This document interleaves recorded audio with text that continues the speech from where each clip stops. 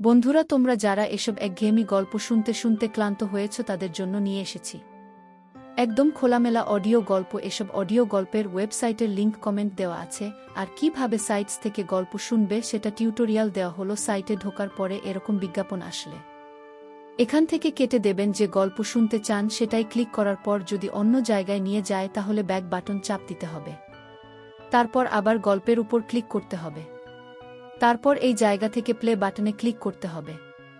Play বাটনে click করার পর যদি আবার বিজ্ঞাপন আসে তাহলে বিজ্ঞাপন এখান থেকে কেটে দিতে হবে। আমি ব্যাগ থেকে গামছা আর একটা শাড়ি বের করে বাথরুমে ঢুকলাম। জলের ধারা গায়ে লাগতেই মনে হচ্ছিল সব ক্লান্তি ধুয়ে যাচ্ছে। স্নান শেষে গা মুছতে মুছতে আয়নার সামনে নিজেকে একটু গুছিয়ে নিই। তারপর ভেজা চুলে শাড়িটা গুছাতে গুছাতে বেরিয়ে এলাম। জামাকাপড় ভেজা ছিল বলে গা জর্জ লাগছিল কিছুটা। আমার নাম লতা মণ্ডল, বয়স 30 পেরিয়েছে। আয়নায় তাকালে ভাবি চুলে কয়েকটা সাদা ধরেছে ঠিকই, কিন্তু নিজেকে আজও ফুরিয়ে যাওয়া মনে হয় না। গায়ের রং ফর্সা, উচ্চতা মাঝারি, কিন্তু হাঁটার সময় মানুষ এখনও তাকিয়ে থাকে। চলার মধ্যে একটা ছন্দ আছে, আর কথার ভঙ্গিতে মাঝে মাঝে কড়া সুর আসে। তবে কাউকে ভালো লেগে গেলে সেই গলার সুরও অনেকটা বদলে যায়। আমি শহরের মেয়ে না। 7 বছর আগে স্বামী রেখে ছেলেকে গ্রামে রেখে এসেছি। ছেলের নাম রতন, এখন ক্লাস 3-তে পড়ে। আমার বাবা মায়ের কাছেই থাকে হারান মণ্ডল। আমার স্বামী মাঠে কাজ করে সন্ধ্যায় ফিরলে তার শরীরে একটা আলাদা গন্ধ লেগে থাকে। সংসারে টানাটানি ছিল পেট চালাতে। শহরে চলে আসা ভাবছিলাম অন্তত ছেলেটার মুখে ভাত দিতে পারব। শহরের বাড়িগুলোতে কাজ করতে এসে বুঝেছি এখানে শুধু বাসন মাজার কাজ না, নিজেকেও সবসময় পরিচ্ছন্ন ও পরিপাটি রাখতে হয়।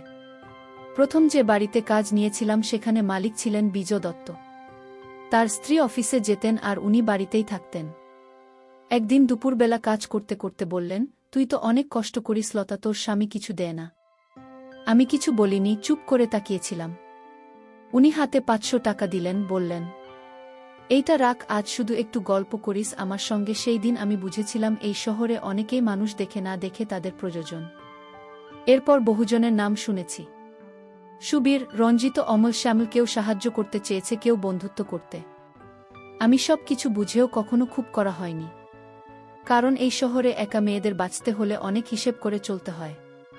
এবার নতুন কাজ পেলাম এক একা ছেলের বাসায়, নাম অর্জুন নাথ, বয়স 24, ভার্সিটিতে পড়ে, বাবা মা কলকাতায়, সে এখানে একা থাকে। প্রথম দিন দরজা খুলে আমায় দেখে একটু থমকে গেল। মাথা থেকে পা পর্যন্ত চোখ বুলিয়ে নিয়ে বলল, আপা বলবো না তো, আপনাকে বেশ স্মার্ট লাগছে। আমি একটু হেসে মাথা নিচু করে বললাম, দাদা কাজের জন্য এসেছি। নাম লতা। ছেলেটার চোখে এক ধরনের কৌতূহল ছিল, তবে সেই কৌতূহলের ভেতরে আবার একটা ভদ্রতা মেশানো। এমন চাহনি আগেও দেখেছি, কিন্তু ওর চোখে একটা বেকি আলি কোমলতা ছিল। ঘরদোর ঘুরিয়ে দেখালো, কিচেন, ডাইনিং, বেডরুম সবই বেশ গোছানো, তবুও কোথাও যেন একা থাকার ছাপ লেগে আছে। সপ্তাহে 4 দিন এলেই হবে বলল সে। আপনি ভালো রান্না করেন তো? আমি মাথা নেড়ে বললাম, চেষ্টা করি দাদা। সে বলল, ভালো করলে বকশিশ থাকবে। আমি ঘর মোছা শুরু করলাম।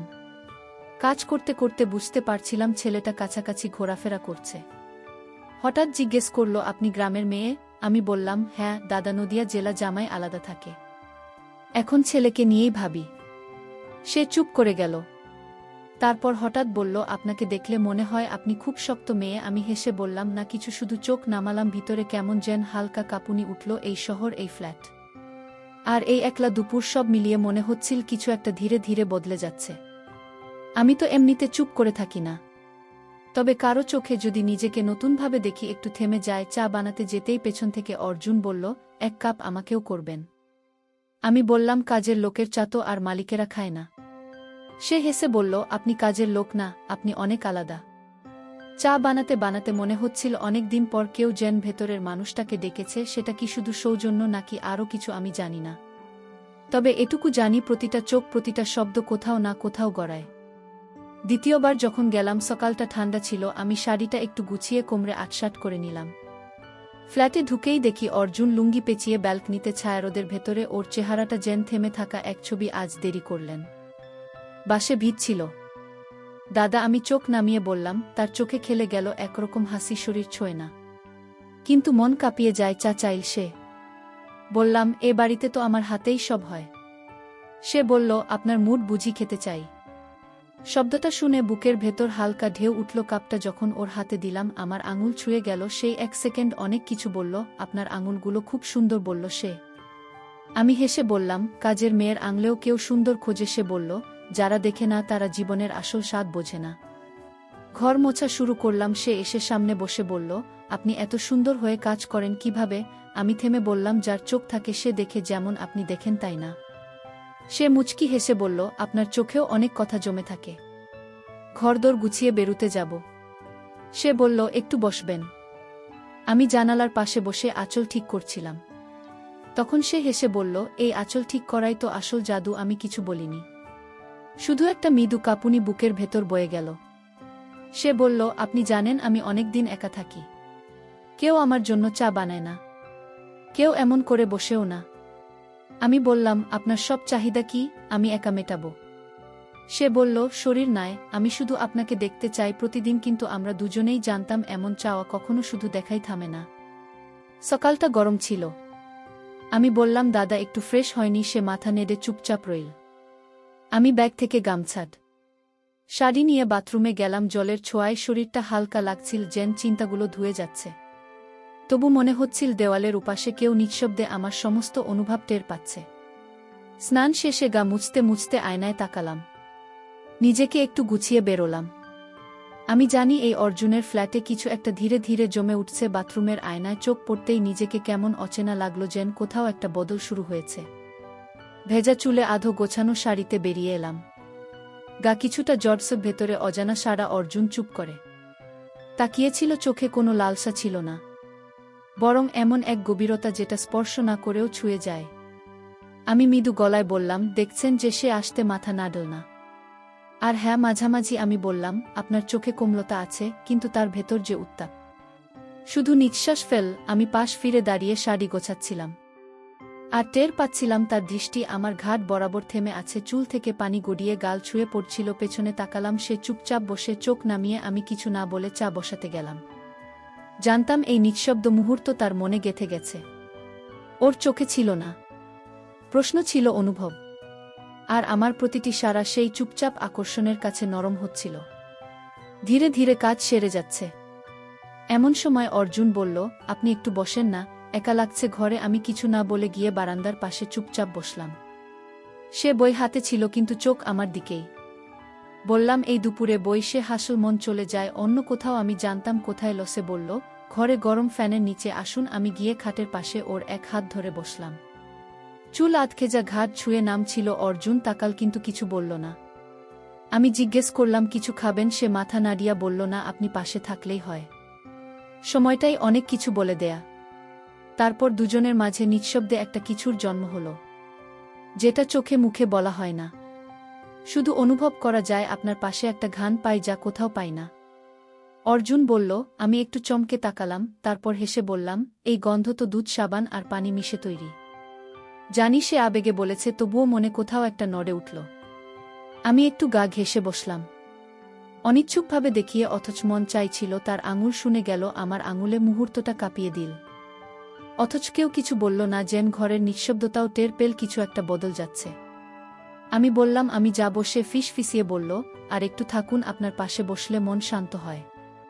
আমি রইলাম। কিছু অনুভব বলা যায় না, শুধু টের পাওয়া যায়। সেদিন শুক্রবার। অর্জুন বলেছিল, আজ কলেজে যাচ্ছি না, দেরি করে এসো, একা লাগবে। তার এমন করে বলা ভেতরটা ছুঁয়ে গেল। সত্যিই তো, আমি কি চাই না কেউ আমার জন্য অপেক্ষা করুক? বাসে করে এসে দেখি মাথা ঘেমে গেছে, চুল ভিজে, কপাল ছুঁয়ে নামছে। সে বলল, আপনার মাথা ভিজে গেছে, বসুন, আমি তোয়ালে দিই। আমি অবাক হলাম। আপনি দেবেন? সে হেসে বলল, শুধু আপনি কেন, আমিও যত্ন নিতে জানি। সে একটা নরম তোয়ালে এনে দিল। আমি চুল মুছছিলাম, আর টের পাচ্ছিলাম ওর নিঃশব্দ দৃষ্টি, যেন বাতাসও থেমে গেছে। আমি বললাম, চুল মুছতে ঘাড়ে ব্যথা লাগে। সে বলল, আমি সাহায্য করব। আমি তোয়ালে ওর হাতে দিয়ে বললাম, দেখি আপনার হাতে কেমন যত্ন। সে পেছনে দাঁড়িয়ে চুল মুছতে লাগলো, তার হাতের চাপ নরম, নিঃশব্দ। আমি চোখ বন্ধ করলাম। ঘ্রাণ কি সব জায়গা থেকে একই রকম আসে? সে বলল, এই ঘ্রাণে মায়া আছে। আমি বললাম, চুল শুকিয়ে গেছে, আর দরকার নেই। সে একটু পেছিয়ে দাঁড়াল, মুখে অপরাধবোধ। আমি বললাম, কাছা পিছার হিসাব মনের জায়গা চলে না অর্জুন। এরপর আমি মেঝে মোছা শুরু করলাম। কাজ শেষে খাটের পাশে বসে হাওয়াটা নিতে গিয়েছিলাম। সে এসে আমার পাশে বসল। দুজনেই চুপ, শুধু ফ্যানের শব্দ আর আমাদের নিঃশ্বাস চলছিল। হঠাৎ আঙুলে তার ছোঁয়া টের পেলাম, সারালাম না। আপনি গেলে ঘর ফাঁকা ফাঁকা লাগে, সে বলল। আমি বললাম, আর আমি থাকলে? সে বলল, তাহলে মনে হয় কিছুই হারায়নি। আমি হেসে বললাম, অভাব তো আমার জীবনেই বেশি। সে চুপ করে রইল। তারপর বলল, আপনার পাশে এলে মন্দা থেমে যায়, শান্ত হয়। আমি বললাম, সব ইচ্ছে তো পূরণ হয় না অর্জুন, কিছু ইচ্ছে অপূর্ণ থাকাই ভালো। একটু থেমে আবার বললাম, সব একবার অনেক সময় বহুবার হয়ে যায়, তখন আর ফেরার পথ থাকে না। আমি উঠে দাঁড়ালাম, আজ ফিরি, সন্ধে হয়ে যাবে। সে চুপচাপ দরজায় এসে দাঁড়াল, আমি বেরিয়ে এলাম। কিন্তু পেছনে ওর চোখের টান ঠিকই টের পাচ্ছিলাম।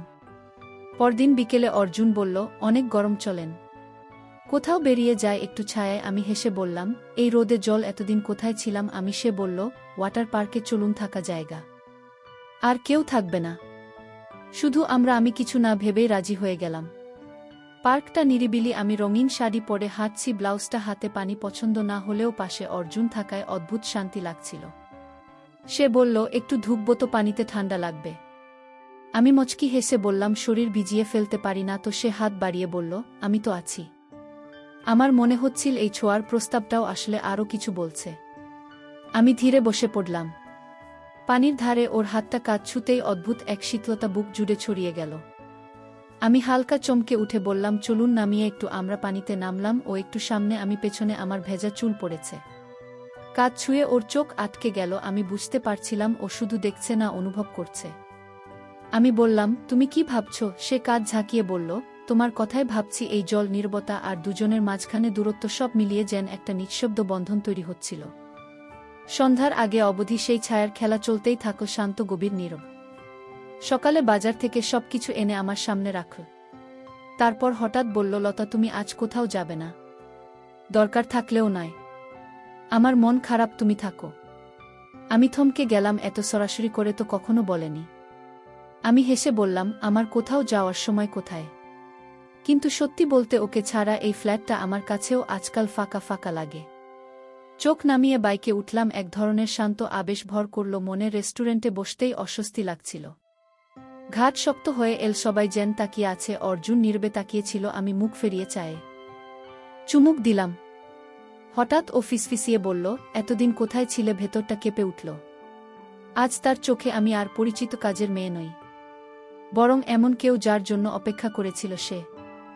রেস্টুরেন্ট থেকে বেরোনোর সময় একজন পাশ থেকে বলল, চেনা লাগে আপনাকে। অর্জুন দ্রুত বলল, আমার আত্মীয়, গ্রাম থেকে এসেছে। লোকটা চলে গেল। কিন্তু আমি বুঝলাম এই সম্পর্ক বাইরের চোখে কতটা ভঙ্গুর। ফ্ল্যাটে ফিরে আমি চুপচাপ ভিতরে চলে গেলাম। পরদিন সকালটা ছিল শান্ত। অর্জুন কলেজে যায়নি, রান্নার ঘানে ঘর ভরে উঠেছিল। হঠাৎ কলিং বেল। অর্জুন জানালায় উকি দিয়ে বলল, মা এসেছে। আমি থমকে গেলাম। ও ইশারায় ভেতরে যেতে বলল। রান্নাঘরের পেছনে গিয়ে গুটিসুটি মেরে বসে থাকলাম। বাইরে মা জিজ্ঞেস করছে, ঘরে নারীর গন্ধ কেন? অর্জুন কিছুতেই ঠিক করে উত্তর দিতে পারছে না। আমি ভিতরে ঘেমে কাঁপতে কাঁপতে বসে। অবশেষে মা চলে গেলেন। দরজা বন্ধ করে অর্জুন চুপচাপ দাঁড়িয়ে রইল। তারপর বলল, তুমি কেন ছিলে? মা সন্দেহ করেছে। আমি জানি এসব তোমার আগেও হয়েছে। আমি চুপ করে রইলাম। সে এগিয়ে এসে বলল, তোমাকে হারাতে চাই না, ভয় পেয়েছি। শুধু এমন করে আগে কাউকে ভালোবাসিনি। আমি শান্ত গলায় বললাম, তুমি সন্দেহ করেছ, আর আমার অতীত টেনেছে যেখানে দায়ী আমি ছিলাম না।